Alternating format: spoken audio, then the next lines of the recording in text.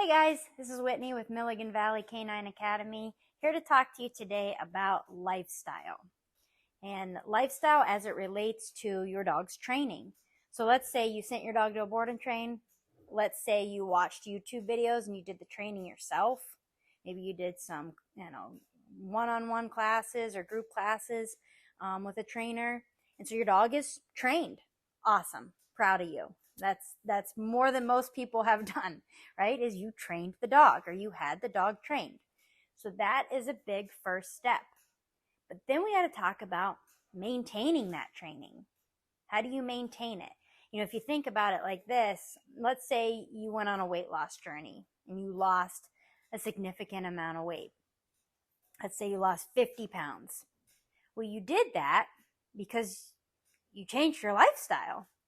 You started to incorporate exercise, paid attention to your diet. You were very intentional about the things that you were doing with your lifestyle. And so you get to your goal weight, you lose the 50 pounds. And what happens if you don't have a maintenance plan? The weight comes back on, right? Like it only makes sense. You can't lose 50 pounds and go, well, that's it, I'm fixed. Very similar is the dog. You can't get the dog trained by a professional trainer or train the dog yourself and go, well, that's it, my dog's fixed. He's trained. You have to maintain that training. And so what that does is that comes down to our lifestyle.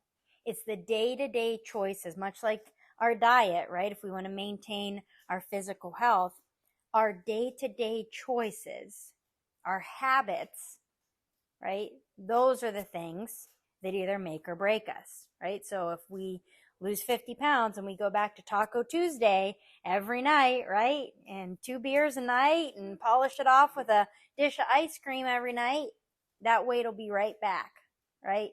So with the dog, if we go back to letting them be sloppy on their walks, if we let them blow us off on recall, oh, here's one. If we stop putting the equipment on the dog, right? And you stop wearing the e-collar on the dog, or you stop putting them on, a prong collar to take them for a walk. All of those things are going to backslide all that initial progress that you had. So, maintenance. How can we live a lifestyle that continues to maintain our dog's training?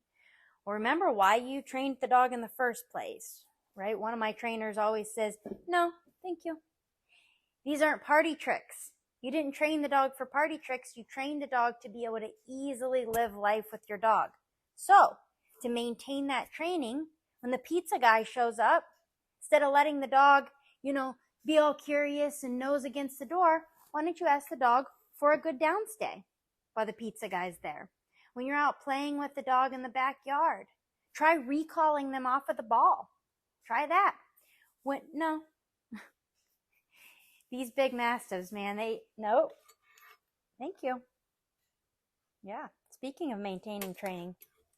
So when you're out playing with the dog, recall them off the ball, right? Try that. Tune them up on their recall. When you're cooking dinner, instead of letting the dog just aimlessly wander around the house, put him on place. Let him lay there and hold place and be calm, right? So using your training tools and the skills that the dog has developed in your everyday life isn't taking any additional time from you. It's just you being intentional with the dog. That's really what it comes down to. Be intentional with them. When you're cooking, you look over your shoulder and you're like, why is the dog up in the window? Why is he pacing around? I should put him in a downstay. I should throw him on place. When you do those things, you will see that your dog will stay tuned up and they'll stay in shape as far as it relates to their training. So those are just a few tips and things to think about as it relates to lifestyle and maintenance.